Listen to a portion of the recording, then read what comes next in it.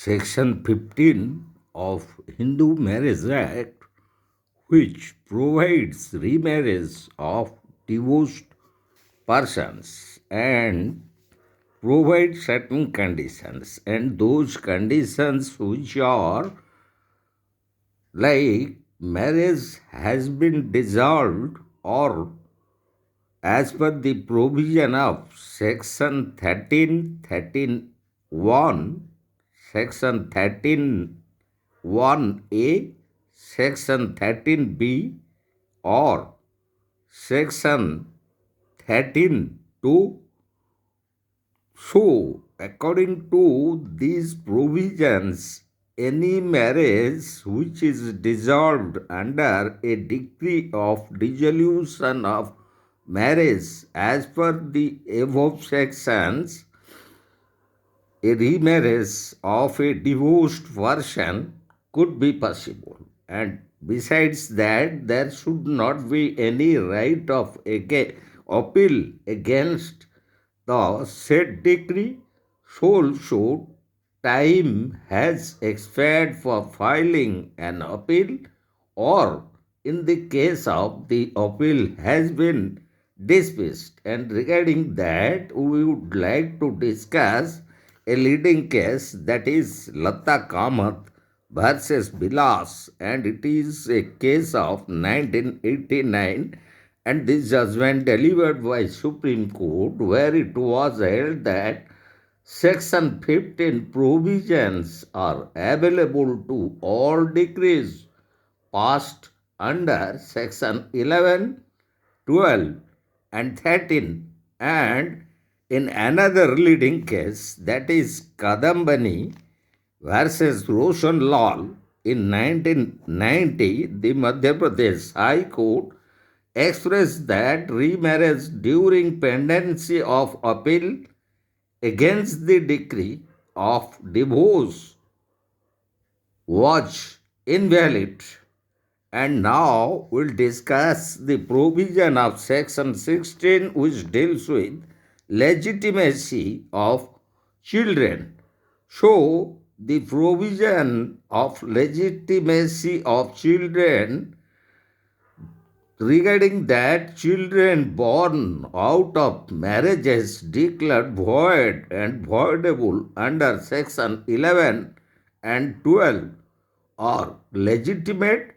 This was done under 1976 Marriage Laws Amendment Act.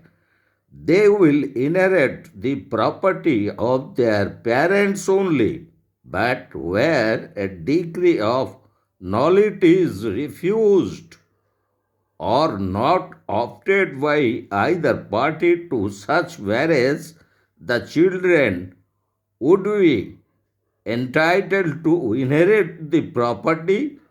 So collaterals of the parents, a descendants of the parents either. In regarding to that, we will discuss the leading case Shanta Ram versus Smt.Dagubai, and it is a case of 1987, and the decision was delivered by the Bombay High Court. So also in another case, Piramal Gaundar versus Puchayapan in 1990, the Madras High Court held that both at no circumstances such children would be entitled to inherit ancestral property. So now we'll discuss regarding the punishment as provided for bigamy. So Section 17 of the Act provides that the section read with Section 494 and 495 of Indian Penal Code. To avail the provision of this section, the marriage has to be performed with proper ceremonies and rituals and forms and the forced marriage is still subsisting. So, this is all about Section 17, which provide punishment for bigamy. And now we'll discuss regarding Section 23 2b, and that is regarding reconciliation. So, regarding reconciliation, as broken marriage is a civil wrong, so courts should take necessary steps to bring about a reconciliation between the parties. When a petition for divorce is filed on the following grounds, such as conversion, unsoundness of mind, leprosy, venereal disease, or abandonment of the world, or whereabouts of the spouses is not known for a period of 7 years, the court has no duty of taking reconciliation steps, and under subsection 3 of this section 23, the court has the power to refer all such reconciliation matters to a person nominated by it or to the persons named by the parties, and before disposal of all proceedings shall have to look into the report submitted by such person engaged for reconciliation. And regarding that, we'll discuss one leading case, Chandar Dev Chada versus Rami Bala, and it is a case of 1981, the judgment delivered by the Delhi High Court. The provision of subsection 3 does not work properly due to the infrastructure of the civil courts and lack of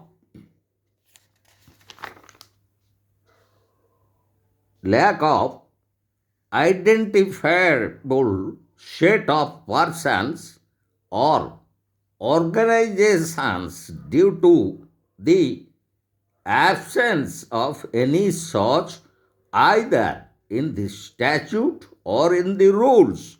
And now we'll discuss regarding section 25, 24, and that deals with interim maintenance.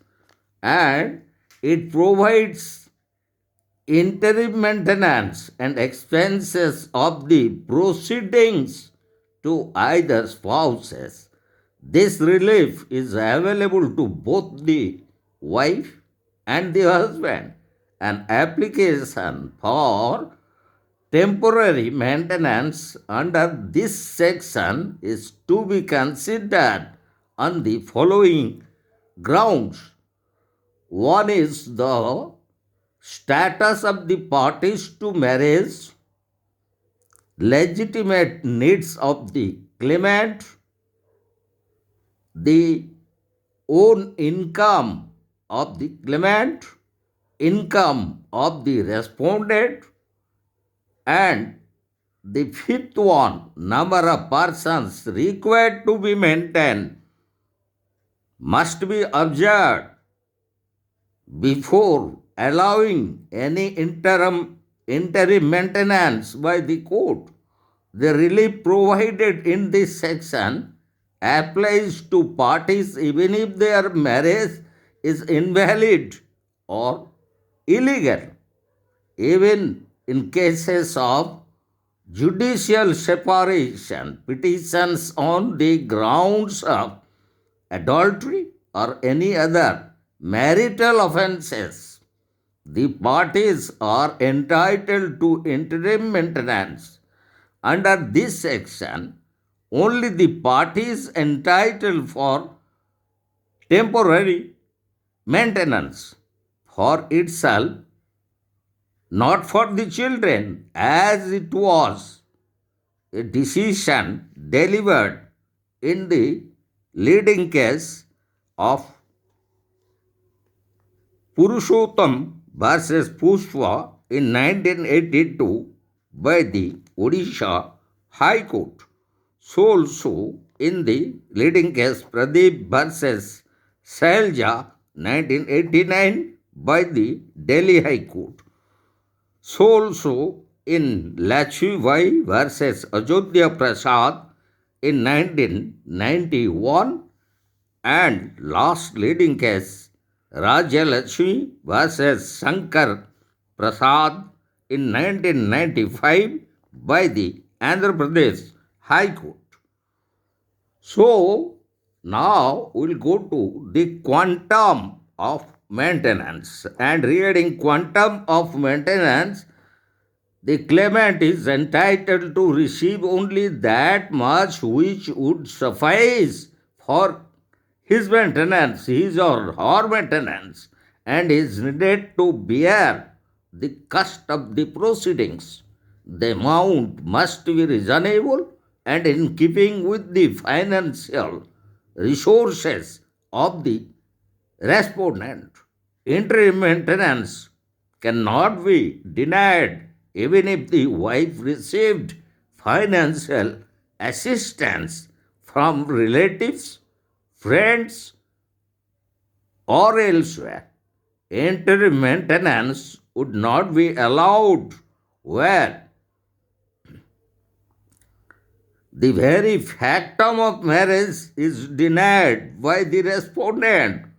The sole object of this section is to provide financial assistance to indigent spouse to maintain himself or herself during the pendency of the proceedings, and also to have sufficient fund to defend or carry on the litigation so that the spouse does not unduly suffer in the conduct of the case for want of funds. So, this is all about quantum of maintenance, and under section 24 regarding interim maintenance.